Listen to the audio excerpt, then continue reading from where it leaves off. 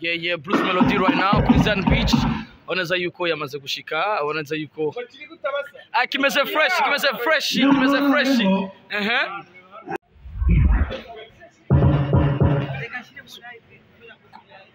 Acha piga live copyright bro. Yeah. Be live. Musi. Ani chini cyabuze impara.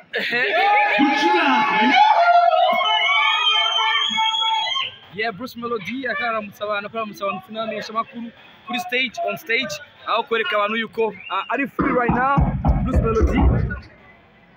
Bruce Melody saa tatu coach Gael aramesha abarundi n'abarundi kazi bose ko igihe cy'isaha zitatu yuko show iza kuba itanguye aho Bruce Melody ubona ko right now yide game vya ameze neza kandi ameze fresh cyane gose.